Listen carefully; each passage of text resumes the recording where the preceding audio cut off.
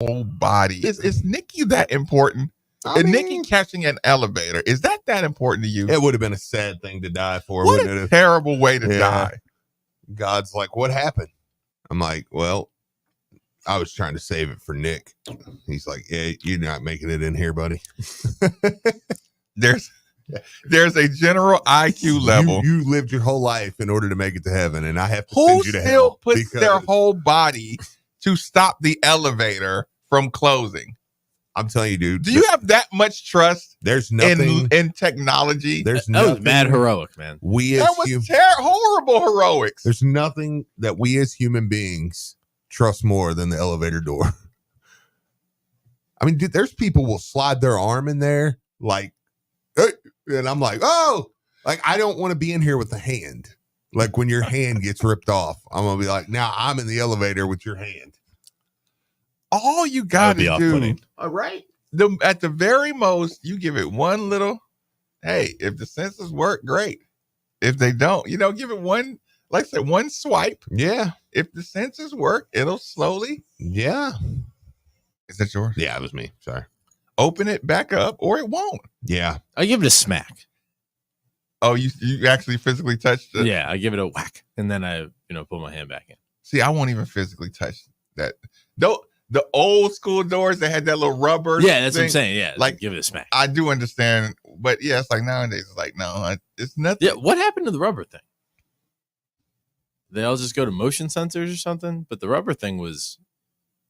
See, that more of a trustworthy thing. Yeah, that's what I'm saying. Like I knew that if that got touched, like, I don't know, but I know you can definitely downgrade an elevator or a hotel if they got the rubber thing. You can. That's a good point. You can just say, nah. Yeah, this is y'all need some upgrades. But there's nothing worse than the elevator being out. If you have rubber on your elevator, you know that there's no waffle maker at breakfast. That's a good point. Yeah. Yeah. It's like this breakfast is going to be butt. Yeah. It's going to be toast and bagels. Yeah. Maybe some yogurt. This is going to be garbage. Do you ever look forward to the continental breakfasts? I do if there's a waffle maker. The waffle maker is the Mendoza line. Like that's the Mendoza line of a good breakfast. We specifically stay when we go to Gatlinburg, or we stay in Pigeon Forge. I always say Gatlinburg, but we stay in Pigeon Forge, and we always stay at the Econo Lodge Riverside. Part of the reason is because we really enjoy the breakfast. I mean, it's the same thing every day. It's eggs, sausage, waffle maker, gravy. I feel like when I go biscuits. On trips though, I want to go get some breakfast. So if I'm I'm a little bit of the opposite. I'm a little bit of the opposite. Yeah, I because I pick and choose where I save. Where I'm like, okay, if we can do breakfast here. Now there are some spots where it's like, I just want breakfast, or especially in Gatlinburg and stuff. You do got some good pancake spots. Yeah. You might one day be like, we just want to go hit one of the pancake spots or whatever, or Paula Deen's. I'm sorry, but I love Paula Deen's. You see, I love Paula Deen. But what was the context? Yeah. But what did they say to her? Yeah. Is what I want to know. Have you seen the comedian that says, maybe she was like, y'all hurry up and get these breakfast. Yeah, that's why I'm like, how did you say it? Like, maybe she was trying to get the rush. That's why I say, I'm like, it's funny because the amount of black people you see at Paula Deen's restaurant, I'm like, I told Charity, I was like, this to show you, I'm like, food, people were quick to forgive. I was proud. Yeah. I was proud of the delegation with their Cracker Barrel stance. Oh, yeah. I was proud. Like, don't talk to me about Cracker Barrel and your political beliefs. Hey, man, you eat Cracker Barrel? Yes. Yeah. Yeah. We're not going to stop eating Cracker Barrel. Yeah, like. Yes. I'm going to Cracker Barrel. Hey, man, oh, no, man. I'm going to Cracker Barrel. Do you want something? I'm like, why is it Cracker Barrel? Oh God. Yeah, but black people, they're like, we're going to eat.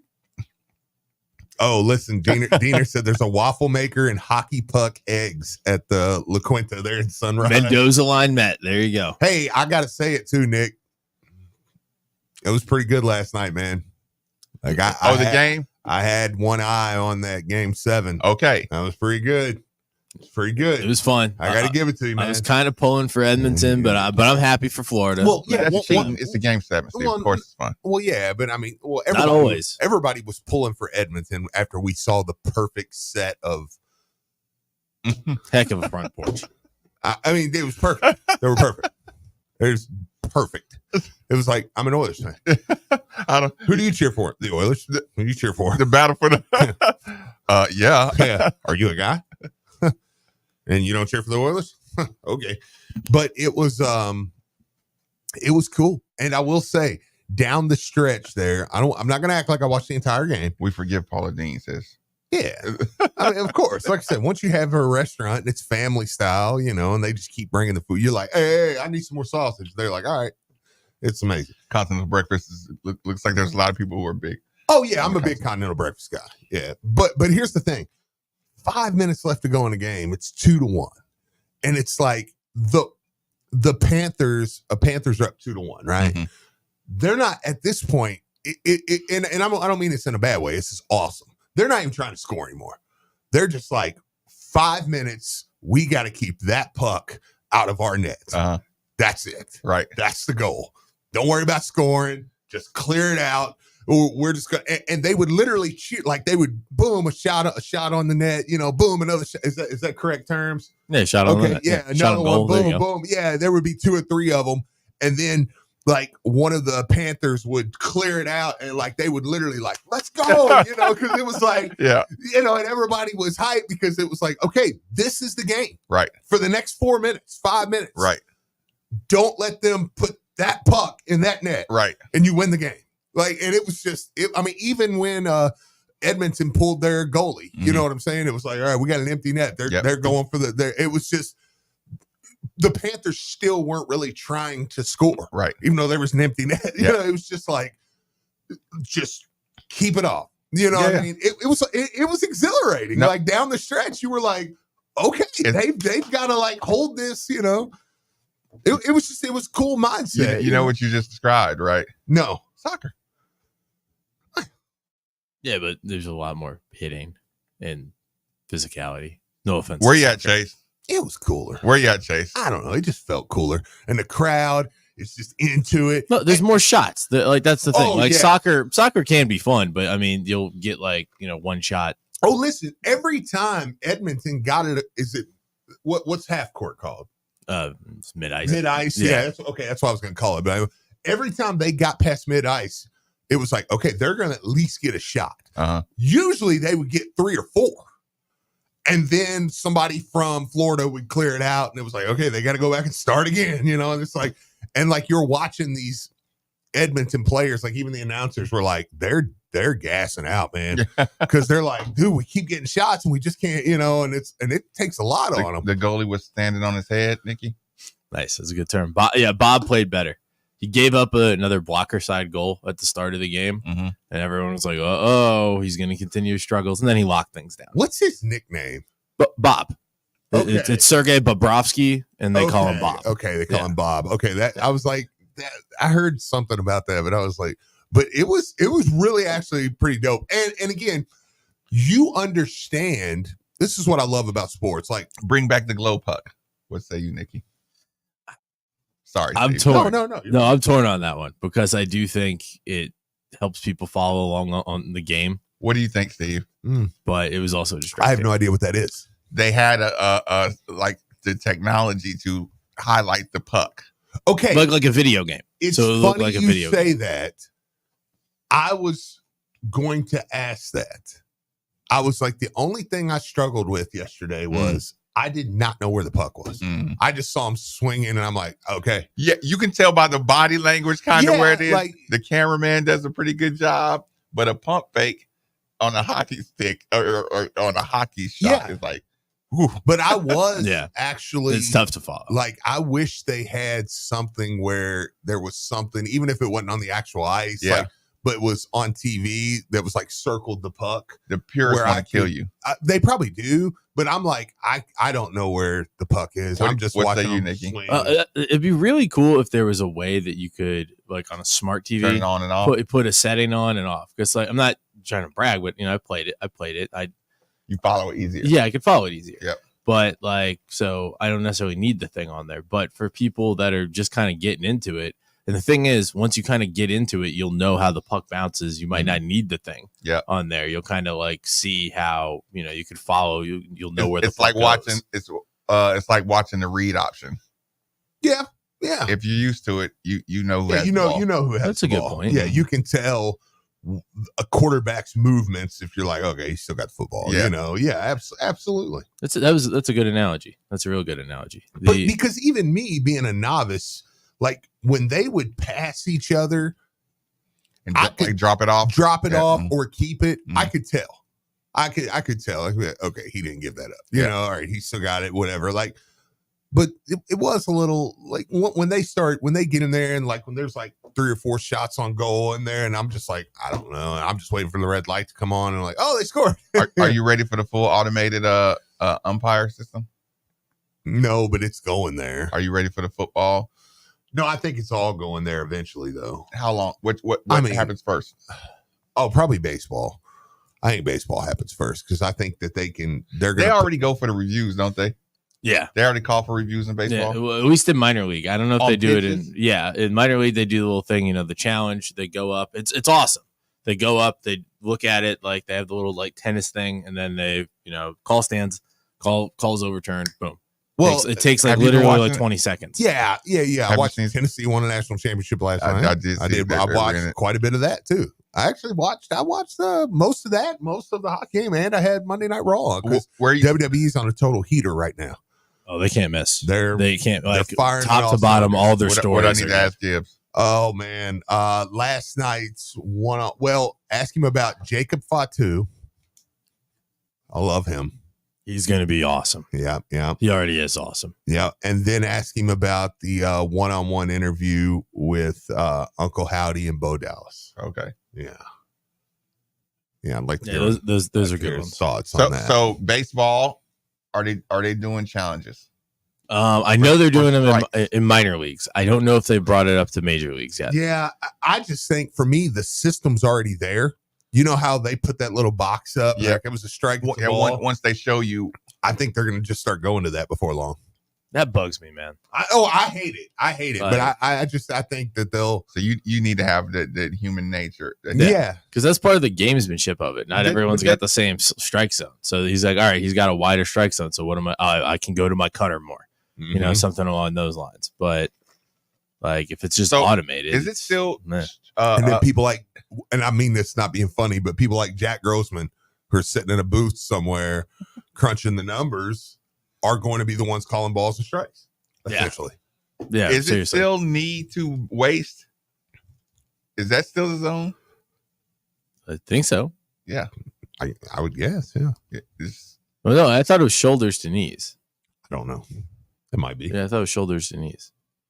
Head, shoulders, knees, and toes. There's no way a strike is this high, though. Yeah, I mean, dude, that would be you'd have to swing like. I mean, yeah, but that's how I always thought it was. Like that because that's way too low. Knees is too low. No, waist to knees is way too low. Waist would be like below your titties. I don't know, right? Like, I don't know. I mean, you can't say that, can you? Huh? You can't say that. I'm talking about man titties. Man boobs. Yeah. I don't know. Wait, I'm gonna look at what the strike zone is. Official strike zone. Somebody's going crazy. Where's our baseball aficionado that's like dying right now? Be from there to there. Yeah, that's probably right. Yeah, below your chest. Yeah, it wouldn't be shoulders though. If you were swinging shoulder high. A strike is defined as a pitch that passes over home plate, not lower than the batsman's knees, not higher than his shoulders. So yeah, shoulders to knees. That's crazy. Really? Yeah. Why don't more people throw high then? I would be a head hunting. High cheese, baby. I would be giving them the high stuff all the time. Even if they hit it, if you hit it swinging straight across, that's not going to be a very impactful hit. They didn't want to talk. Somebody said need a nipple. No one was there. I like that. Pancake Pantry. Yeah, that is fantastic. That's sir. Are we talking hotel continental breakfasts? Yes. Well, no. Well, the Pancake Pantry is somebody. That's a place in Gatlinburg, and then somebody else said they stay at the Christmas place there in Pigeon Forge, and they got fire breakfast year round. Yeah. So it's a year round Christmas themed hotel. Oh yeah, yeah. I mean, you pull up on it, it looks like a Christmas castle. It's awesome. If you're a Christmas person. Yeah. Football detection. I think that's what myself and Tanner talked about. Yeah. Like, okay, I was talking about the magnet ball. Okay. Right. Yeah.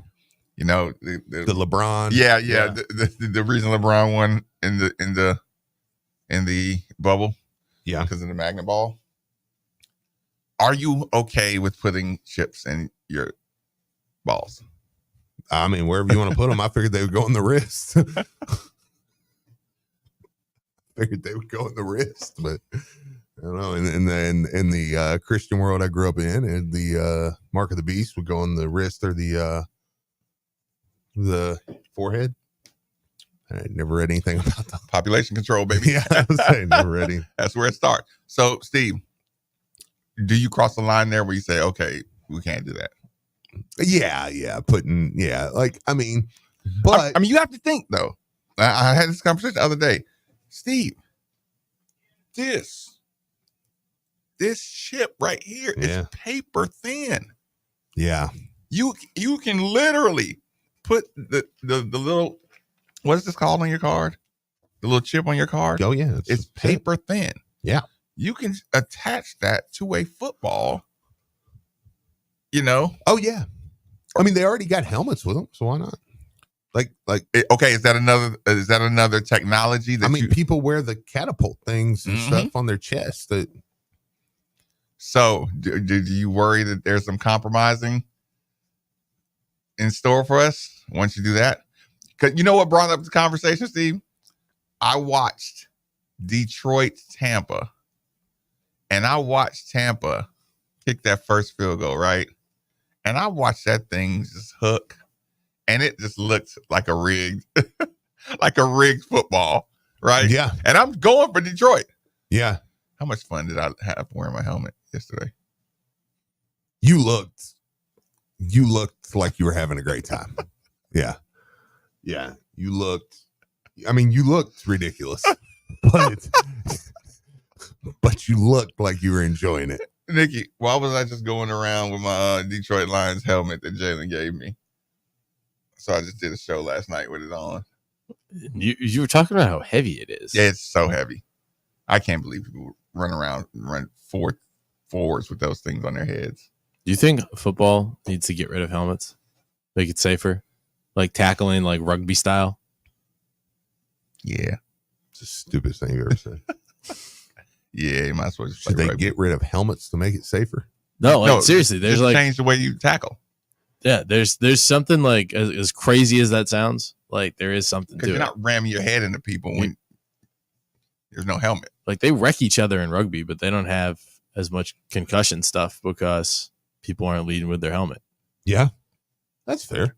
Yeah, like it's one of those things. It's like, wait, what? You know, it sounds crazy, but you might as well just say it's no more football though. I don't know. I mean, like you can't play the game of football. You can't. You can't.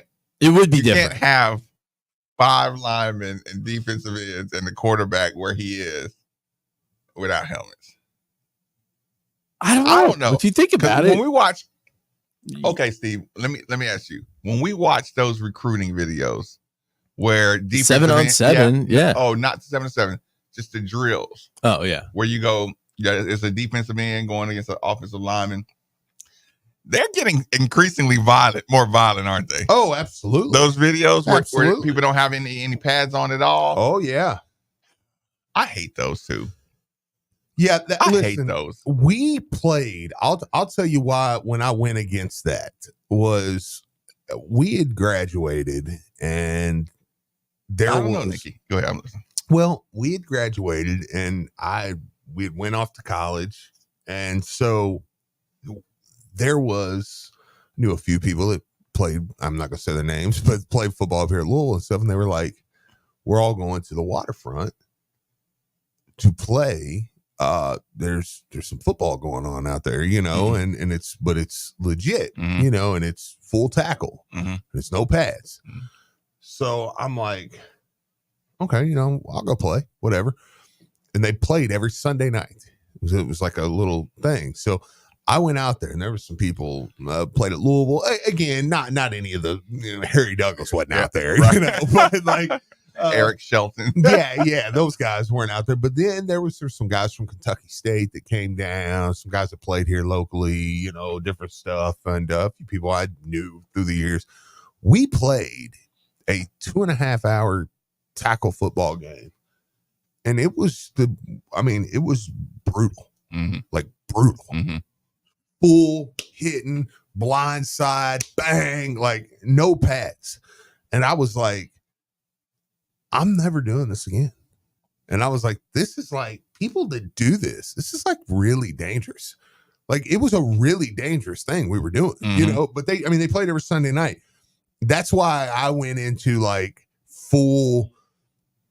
To me, tackle football is just not meant to be played. And that's one of those things where I'm like, you can call me a whatever, that's fine. I couldn't think of the word that was going to be radio appropriate, but like you could call me whatever you want. But I'm like even with like maybe young kids learning the game, like I wouldn't go out there and be like, hey, stop. But like if Elijah was like, I'm going with my high school friends and we're going to play a full game of tackle football, I'd be like, you're an idiot. You're an idiot. Like, because it's the problem. It's like the ultimate game of chicken. Yeah, because it's like what you have to find a gentlemanly line between I'm not going to use my full momentum and force. This texter has been there. Okay, because he's whoever this texter is says we used to do every Sunday night until they stopped allowing cleats on the Great Lawn. That's exactly what happened. Yeah, that's exactly. I probably saw that. We probably played in the same game. Wait, you said it was the Great Lawn? Yeah, we went out on the Great Lawn. I played there a couple of times. Sunday nights, dude, it was wild. Cleats, like I said, people from all around. Some people that lower level players played at Louisville. Some Kentucky State guys. Some dudes from Eastern came. And some dudes that were just good around the city. And then they stopped allowing cleats. And it was like, and it's funny because even savage men are like, yeah, I ain't afraid. I ain't afraid of getting hit, but I ain't running around here with no cleats. That's where I draw the line. But yeah, it is the gentleman's agreement. Like, how much force it? Like, you know how you started. That's funny though. That texter's definitely. You started seeing the separation on the kids that were willing to just literally run as fast as they can and turn into you. Oh yeah, and did not care what are we doing here? Like because then I gotta side wrap you or something. Well, there was a guy out there one time. Yeah, seriously. This guy had only way I can explain him is he had like almost like an afro, but it was like straight. Mm-hmm. Does that make sense? No. Like okay, it's stupid, isn't it? No. Afro to straight. It was like Snoop Dogg in the Gin and Juice video? Yeah. Okay. Yes. Okay. Exactly. Yeah. Okay. We all knew exactly. Good pull out of you. Yeah, that was good. It's like, oh yeah. Okay. So, but he almost had like tactical gear on. And this guy looked like a defensive end. And he was playing safety. And like I watched a kid who was about 6'4". He played local college somewhere, go up for a football. And this guy he was back there just teeing off on people. Right. And it was like. And soft targets. Like, I know if I lunge into you, if I hit you jaw, neck, shoulder area, you're going to take the brunt of that one, This is hilarious, by the way. Listen, somebody else said, I used to play there. I believe these people are serious. And then look at these two texts. Look, Nick did not play. No, I don't know if it was that game, but I played a game of football at on the Great Lawn twice. This texter says Nikki was not there. They're not by. I don't know if it was the same group. No way. But I remember playing against as an adult. No, like in high school. And like I remember going down to the Great Lawn, and someone knew there was a game down there. We didn't have a high school football team, so there was like a group of us that would just like play football for S&Gs. And I went down there, and I've never seen human beings move that fast before. This is true. Like that, we had like a return, and this guy ran past me, and I broke every ankle. Broke my ankle 3 times. Like he was so fast, and I was like, where did these kids play? And I was just playing tight end, so I didn't have much action, which was fine by me because these kids were fast. But I remember playing football like on the Great Lawn. I don't know if it's the same group of kids, but it was. Look, people are coming back now. People are like, "What year and date? When were you out there?" Like 2006. I don't know. I'm gonna go get this. When you said great, the only reason I perked up was because you said Great Lawn. It's like I remember playing football with these guys that seemed to be pretty good at football. That's funny. They were like, "I want to know right now. When were you there?" I want security footage. Yeah. I know that. I know it's crazy to think, but your boy played hockey. I was never a wuss. I was going to say that. I was never a wuss. I just, we didn't have. I didn't have a football team to play. I was going to say I know Nick well enough that I was like, when you said that, I was like, yeah, I could see Nick playing there. Yeah. And then, but it is funny just watching. Oh yeah, I know. Watching everybody else that views Nick is like. This weak chump. They're like, yeah. I tell you what, we'll reset the show. Take a quick commercial break. 939 The Ville. Your home is your fortress, and your first line of defense is your roof. So if your roof is under attack by either Mother Nature or Father Time, you should be calling Citadel Roofing and Construction. Citadel Roofing and Construction is locally owned and operated, will provide free inspections, estimates, and of course they'll work with your insurance. Did I also mention their A+ rating with the Better Business Bureau? Let Citadel Roofing and Construction protect the roof that protects you by calling 502-219-7964 today.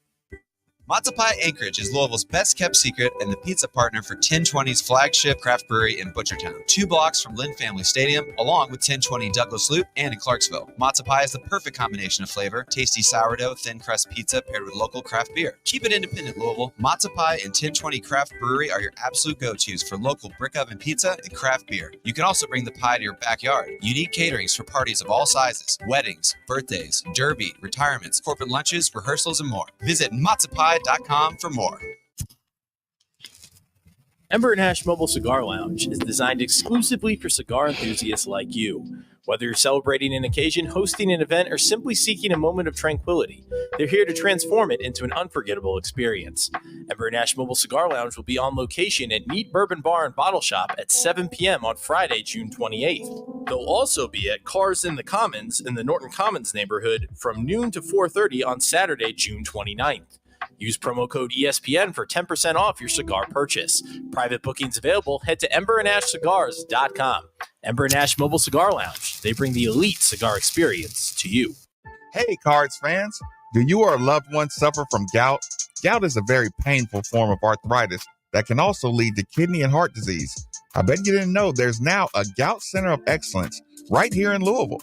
They use the most up-to-date clinical guidelines and FDA-approved treatments to get you relief fast. If you have gout, be sure to call the Gout Center of Excellence at 502-719-2472 or visit them online at ralouisville.com. And be sure to tell them Marcus sent you. At Preston Green, we want to make your yard the talk of the neighborhood. Since 1978, no one has worked harder to keep selection and quality up and prices down. From patio pots to hanging baskets to the healthiest fresh annuals, perennials to unmatched expert advice. Come to Preston Green at 10613 Preston Highway and let your yard come alive and be the talk of the street. Serving the Louisville metro area since 1978. PrestonGreen.net. Create your dreams with Preston Green. Hey, Louisville fans, Steve Rummage here. In life, there are moments when the stakes are high and the decisions you make can forever change the outcome of your financial future. Buying or selling your home, that's one of those major league moments. Imagine this. If we're facing a major surgery, you wouldn't pick a cut-rate surgeon or someone offering a 1% discount, right? So why gamble with a cheaper option when it comes to selling your home? Go with a pro, someone who's recently named one of Louisville's 40 under 40, and call Josh Jarbo. Josh and the team of agents at RE/MAX Empire understand the value of what's at play. They don't offer any gimmicks, and they definitely don't take shortcuts. They provide the full MVP treatment every step of the way. So when buying or selling your home, choose the team that goes the distance for you. At RE/MAX Empire, your goals paired with their strategy is a guaranteed recipe for success. I'm Steve Rummage, and I'm telling you, in real estate, don't settle for anything less than the best.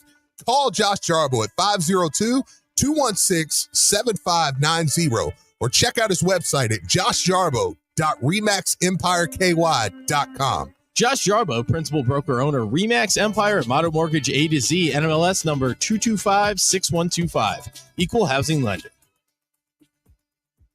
We are in the thick of summer, and with the hottest days of the year ahead, you're about to find out how strong your cooling system is. And if you find out that it's not ready for the long summer, then call DFH Company today at 968-6222.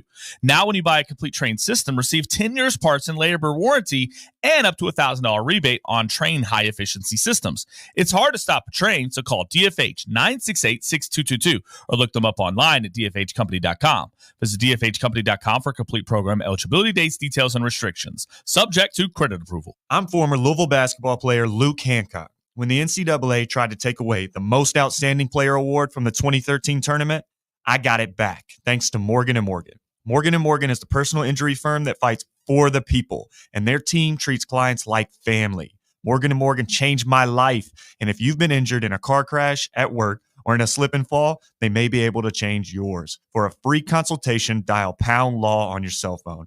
That's #529, offices Louisville. Most people don't put much thought into the value of a reliable water or sewage pump until they have to. Well, I have a team that never stops thinking about it. Kentuckiana Pump Sales. With over 35 years of experience, Kentuckiana Pump Sales, a premier Ashland pump shop, includes sump, sewage, grinder pumps, and many more to service all residential, municipal, commercial, and industrial needs. Next time you think about pumps, think Kentuckiana Pump Sales, 3303 Industrial Parkway, Jeffersonville, Indiana, or visit KentuckianaPumps.com. It's the biggest Racing Louisville FC game of the year. Our city's top-tier professional sports team hosts Bay FC at 4 p.m. Saturday, June 29th, and a sellout push is on at Lynn Family Stadium. Gates open at 2:30 p.m. for a $2 happy hour and live music. Plus, the first 2,000 fans will receive a free T-shirt after the final whistle. Kids are invited to take a kick on the field. Let's pack Lynn Family Stadium for this nationally televised game on ESPN. With kickoff at 4 p.m. Saturday, visit RacingLouFC.com for tickets and more information today.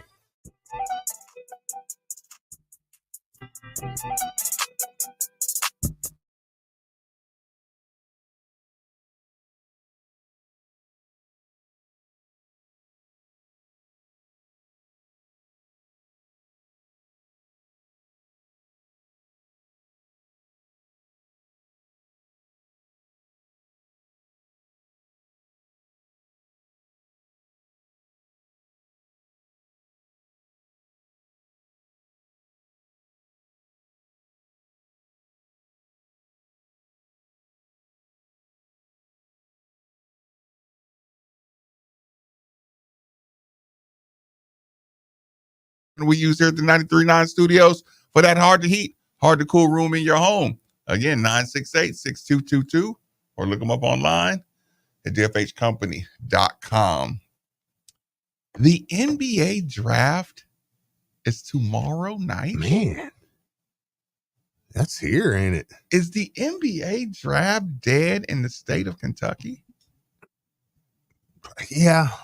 I mean, well, Louisville hasn't really had anybody, so it's like whatever. I mean, that's why I went state. Are we following Trenton Flowers? I mean, probably the night of, like when he gets picked, it'll probably be like an immediate, like, oh man, look at that. And then that'll be it, but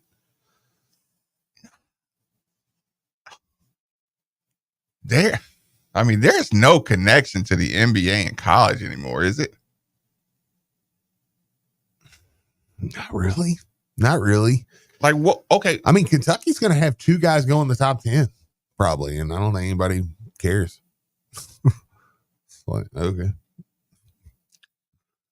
If I were Kentucky fans, I'd really try to ride the Reed Shepherd thing. Yeah. And maybe to try to keep him attached. to the program. Yeah, because he's one that I think will definitely he can be back. He can stick and will always be he'll always be a Kentucky guy. Yeah. Not the rest of them. I mean, it's like whatever. You'll see. Or we'll see. Yeah, like we'll see. Well, I mean, I don't think any of them are ever like Kentucky. You're right, right. But like Mark Pope's like I gave the everybody, like I saw, and I can't remember, it was somebody, I think it was even like KSR retweeted it. And it was like, oh, John Wall meets Mark Pope. And it was at this AAU thing. And they're like, and it was almost tweeting it like, ha. And like John Wall's talking to his friend over here. Mark Pope walks up, standing beside him. John Wall doesn't even acknowledge he's there. He's talking to this guy. And anyways, finally, John Wall turns around and like, I'll have to show you the video. He kind of looks at him and he looks at me and he's like, oh, hey, what's up? And you can tell like Pope's just like, hey, what's up? And Wall's like, you can just tell it's a casual. Yeah. And John Wall just turns back around and starts talking to his friend. And they're like, see, they all still love Kentucky. I'm like, I don't think he knew who Mark Pope was. Like I think eventually he was kind of looked at his, because he's like supposed to know who Mark Pope Wall is. Looked over at Mark Pope, then he looked at his guy like, why is he here? Why is he standing here? And then he was like, oh, and then you could see John Wall was kind of like, oh, hey, what's up? Like, hey, you good? Man, congratulations. You could just tell that's what he was saying. Yep. It probably said, hey, if you need anything, I mean, like, I don't think John Wall's like anti-Kentucky. Right. I mean, because Cal's not there. But I'm saying, you're not going to get a lot of those guys. Like, they'll still rep Kentucky. Like, why would you not? Yeah, right. Like, there's no downside. But like, Reed Shepherd will come back here. He'll do things for the state. Yeah, there's a certain group of players that probably reach out. Like find Mark Pope's number. Yeah. And that's what I'm saying. Somebody like Reed Shepherd will, and as much as I don't like Kentucky, I mean, like, it's good if players come back and they put into the state and make facilities and they do, like, that's a good thing. That was my point. Yeah, like Rondo, like, okay, Rondo went to Kentucky, and a lot of what Rondo's done has been here in Louisville, as far as stuff. But like, that's a huge resource for the state. Like, that's a good thing. But I don't know, man. You just like, it's kind of whatever. And this is not a very good draft. Star power. Who's the last? Okay, who's the last star college player that you were excited to see? Last year was all about Wembanyama. The draft was no, not college. No, I know. Yeah. I'm just thinking, like, give me the last star college player that you were ready to go from college to the league. Was it AD? Maybe Anthony Davis. I thought you were gonna say Paolo Banchero. Oh, okay, yeah. My Magic took him. Really, pick me a college superstar that you were excited about seeing go do his thing in the NBA. But even Banchero, it was like Texas 38, 31, 93, 9, 81, 50, 93, 9. What college guys did you think were going to come in here and be effective in the NBA that you were like, he's going to like I said, and I know it's not college. I'm just running them back in my head. Like Victor was a guy. Wembanyama was a dude who's like, I want to see that in the NBA. But again, not a college guy. It's a pro. Who's my guy that got first drafted two by picks in Portland? The draft are going to be French tomorrow night. Yeah. Who's my guy that went to Portland? Scoot, G League guy. He died out in Portland. Golly. Yeah, he's going to take. Yeah, Zion. Probably Zion. Zion's a good one. Zion's a good one. That's a good call. Zion is a great one. Yeah, that's probably it.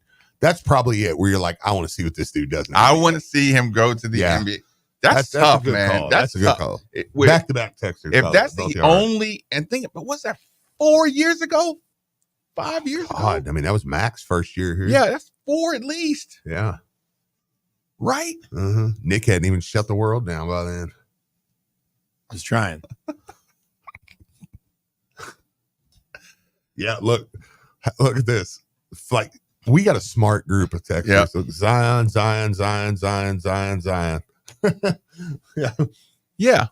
Yeah. That's has there, and there's been no one since then. Besides Wemby. What about Zach Edey?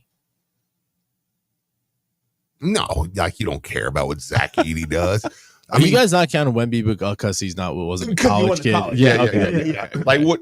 That's what we're talking about. Like what college superstars college kids have you wanted to see go to the league? Because like Luka and Wemby and guys like that, you were like, oh man, I really want to see what they can do. Yeah, but they weren't college kids. I mean, Zion was probably that. That's the smartest text of all. Taco Fall. There it is. There it is. Taco Fall. How is he going to fare? That's good. There's a lot well of done. There's a lot of. Have you seen the 16-year-old Chinese girl? Yeah, 7'9", 5, I think. 7'5". Yeah. Oh, the Florida kid is 7'9". Yeah. Is he gonna? Is he? Did he play with Roots? I guess he did. Yeah. IMG. Yeah. I never saw. I don't remember seeing him. I don't either. So I'm like, he must not be very good. They say 7'7" like 2 months ago. Yeah. He's nice 7'9". Is he going to be able? That's wild. Is he going to be effective? Scala BCA. That's funny. Guys, I hope Pat has been in contact with Trey Singleton over here in Jeffersonville. Shout out to Jeffersonville. Yeah. Texas, is that DJ Burns? It says RJ Burns, but I don't know if they maybe they might mean DJ Burns. Mm-hmm. But like DJ Burns probably won't even get drafted. That's the college thing. That was simply a Kenny Lofton. Did he ever make it in a roster? He's playing somewhere because he's lost a ton of weight. Okay. Yeah. Okay. Do you know who I'm talking about, Nikki? I'm looking him up. See where he is. Oh, where did he play? Like Tennessee Tech or Kenny Lofton Jr. I think his name. Yeah, because he had a few games last year where he was decent. He's like a DJ Burns. Yeah, he's with the Jazz. Yeah. Okay. Yeah, because he could play. But again, it was an anomaly. You can tell that he's lost a ton of weight now. Can that be effective? He's a totally different human. But yeah, I mean, somebody came to him and was like, dude, if you drop this weight, we can get you a shot. Yeah.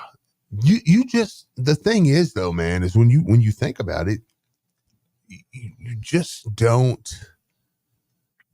And I don't know that. Is this good for college? I don't know if it's good. That's what I was about to say. It might be good for the NBA. Because like there's a new wave taking over the NBA right now, mm-hmm. but it's guys that have been in the league for 3-4 years or so. You know, like Anthony Edwards is finally getting his feet under. Tatum has moved on to taking over. Even Luka is got, you know, and maybe they. Okay, yeah, amen, DJ. Yeah. We figured. It was. But here's my thing. When they went to one and done, I almost think this is what they wanted. Mm-hmm. Instead of all the high school kids coming in there and flaming out, you get kids to go to college, even if it's just for a year, or go to the G League, or go overseas, or go over wherever you're gonna go, and you're a little more ready. Mm-hmm. So you don't flame out, but it might still take 2 or 3 years. But now you've got dudes that are 3 to 6 years into the league that are kind of, it's like, okay, now we have a group, it feels like, that's ready to take over the NBA. Like the faces of the NBA are changing. That just means it's all potential now. It's like your skill set doesn't even really matter. If you're tall, athletic, like you have one skill set. Yeah, but here's the thing. I think that's the same thing it was when they were coming out of high school, but the difference is they're not high schoolers anymore. You know what I mean? Mm-hmm. Like, so you're still taking Where off. did Nas Reed go to school at? LSU. I don't know how I missed him. Yeah, he played at LSU. With your boy? I think he was under. He was under Johnny. He might have been under Will Wade for a year or so, but he was under Johnny Jones? Simmons with Johnny Jones. Johnny Jones, yeah. Because I hadn't seen him. Like, I don't remember seeing him. Yeah. And when I watched him with Minnesota, I'm like, do you remember when Kentucky, LSU beat Kentucky? I was at that game with the cylinder thing. Yeah, that was Nas Reed. Yeah, okay. Yeah, and then we played Duke. I think we played Duke right after. Okay. Yeah. Yeah, I hate that. I'm like, geez. He was like a 5-star coming out. He ended up staying at LSU for like 2-3 years. Yeah, I remember hearing the name, but I just don't remember like actually watching him play. And like I said, when I saw him in Minnesota in the playoffs, I'm like, where did this dude come from? It's like he's a can't misser. Yeah, so I don't know. I mean, maybe it's worked. Like I said, maybe it's worked, and overseas guys are always going to be a little more far along. But I mean, the guys that have tried to go straight from high school, Thon Maker, I mean, he was a can't miss prospect. Went straight from high school, played a couple years, never really heard of him again. Was Bol a can't miss prospect? Probably, but Bobo's good. He's good. I know. Yeah. Have you seen people make the Bol just like if he would have been French, they'd have been pumping him. Sure. Trying to make him a kind of the superstar. same thing. I mean, it comes off the Shaq thing. Yeah, Shaq saying we already got Wemby in the league. Like Bobo can do what Wemby can do. Okay, yeah. Is Shaq the one who brought Shaq that that up? Okay, yeah. okay. Shaq was like, everybody's acting like, even though I will say I think Wemby's better. Oh yeah, he's definitely better. But he's like Bobo can do the same stuff. He's like he can run the point. Like I was terrified. I thought John Calipari was going to get Zion, Bobo, and RJ Barrett. I was like, we're over. I remember the Bowl thing was like, I remember being happy. Yeah. That he ended up in Oregon. He stayed at Oregon or something. I don't think he ever played. Did he ever play? Yeah, he played. He did. Yeah, he played. But he got hurt. And then you start thinking, he missed the first few games because of some kind of, he took payments or whatever. And then, what do you mean or whatever? Yeah. And then he played and then it was like, oh, he got hurt. And it was like, okay, he's not playing anymore. He's a can't miss prospect. Yeah. It's like, so you think that wasn't a legit injury? I mean, probably not. Right. There's no benefit of playing college. No. That's why when we were talking about the who was the kid here just recently, the French kid that they were like Louisville had chatted with. And I'm like, it's not coming over here. I mean, I was like, I love Louisville more than anything on planet Earth. And if I couldn't in good conscience tell that kid to come play at Louisville, like, dude, you're projected to go. And you mean playing college? Yeah, play college anywhere. Yeah. Yeah, nothing to do with, I mean, if you're going to come to college, Louisville's one of the places you would go. But it's like, dude, are you insane? Do you know who's going to start for point guard this year at Duke, Nick? I don't. Okay, he's been in college for 3 years. The starting guard for Duke? Yeah. Okay, his name's Tyrese Proctor. You remember Tyrese Proctor? Oh, yeah. Tyrese Proctor. The first time I heard Tyrese Proctor's name was Chris Mack. Jody Demling put out there that Chris Mack and Ross McMains had a connection with Tyrese Proctor. He was this Australian kid, right? Australian kid. Nobody had really heard of him, but it's like, no, he's a heck of a player. They throw him in the rankings, right? They're like, oh, he's a top 25 kid. Well, then all of a sudden it's like, oh, well, if he just goes from Australia to the NBA, he's probably going to be a first rounder. Well, he's going into his third year at Duke because he chose to come over here and play college. So, yeah, now you're at Duke for your third or fourth year. You've been consistent in that. Like, if you're a good foreign player, your best bet's to go straight to the league. Especially if you're French right now. Yeah. Holy crap. Like, France is the flavor of the month, and they're good. I mean, the players are good that are coming out of there. So I mean, I'm not knocking it, but like, you would be insane. I'll never forget this kid they put in my back pocket, Lil Jerome. His name was Jerome.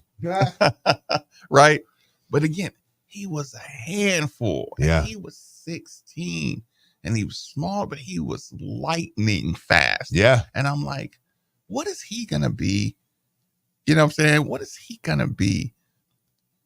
And you know how you love it then. Oh, yeah. Like, there's no professionalism to it. It's just all gas, no brakes, he doesn't care if you toast him all day today. Absolutely. At what time we doing tomorrow? Yeah. Yeah. And you, like I say, you give a kid 3 years of that, you put him on a pro team at 16 years old. It's like, NBA, y'all might as well just start taking a couple minor leaguers, take a couple local high school kids. Oh, absolutely. And just let them practice with you. Yes. Yeah, like now. Take them out of local high school and let them start practicing with your NBA team. Yeah. Watch what he looks like his third season. But you can't, problem is, you can't send him back to, you can't put him back around his high school friends anymore. No, absolutely not. You demolish him. Yeah. That environment. You think that'll work? You just let them put 4 on your NBA roster. Just get your 4 for high school, 16-year-olds a year. Oh, no, because then you're going to run into where's the line of demarcation? Like who can't go? You either got to let them go or not. Like that's what you mean, right? Mm-hmm. Yeah. I mean, to me, then you're gonna get lawsuits. You're gonna get like, because then I'm gonna be like, okay, well, I can go show you a game where you have Marcus Maben allowed to go to the draft. Okay, well, let me pull up a game. I outscored Marcus Maben in this game against Marcus Maben. So why can't I go to the NBA? Like they would just. That's a good point. Because he said he let you. Yeah, right. It's because you are a 6'3" white kid and he was. Literally didn't care about you and your team was down 30 and you hit 12 threes. but I mean, if you're number 10 in the country and this kid's number 4 and the politics, they did that with they tried to do that. You remember with like, if you were ranked, they were going to try to do if you were ranked within the top 20, you could declare for the draft. They were going to try to make that rule to let high schoolers in. Yeah, I remember it. And then I was thinking, how rigged is that system going to be? Oh my gosh. Dude. If you let the top 20 players declare for the draft. Yeah. Who do I have to pay? Seriously. To put me, to make that list. Well, let me ask you. Bronny was 43rd, like something like that was what his ranking was. You think there's any shot he wouldn't have been top 20 if that was the case? You know what I mean? Like, you're going to put Bronny at 21? I'm sorry. Like, yeah, you either let them go or you don't. That's it. Yeah, there can be no gatekeeping. Yeah, and to me, I think they got Bronny James on the commercial, Steve. Oh yeah, he's there. See, look, Wednesday and Thursday, a 2-day event. Why would the second day be at 4:00 on Thursday? Yeah, that's weird. Are they doing the first round one day and the second round the next day? I mean, I guess. So they can have more time to talk about Bronny. Oh, I wonder if that's why, if Bronny slips out of the first round. If they're like, well, because how rigged is this going to look once he goes? Well, the Lakers are shopping the 17 pick now. Coach Reddick is because they're saying we can't in good faith use this 17th pick on Bronny. Yeah, James. they said they're looking. They actually said who's my guy, Deontay Murray.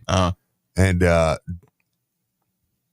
Lakers got to blow that whole Grant thing up anyway. From was it Grant from Syracuse? Jeremy Grant, maybe. They said that they're looking at them. They got to blow that thing up. Lakers got to blow it up, or not. I keep Bron and Hachimura. Well, they said they've already chatted with JJ Reddick. Coach Reddick said he's already chatted with not chatted. Did he say? did Reddick say? I don't have any idea how to answer that question. Yeah, he's like, I don't give a blank.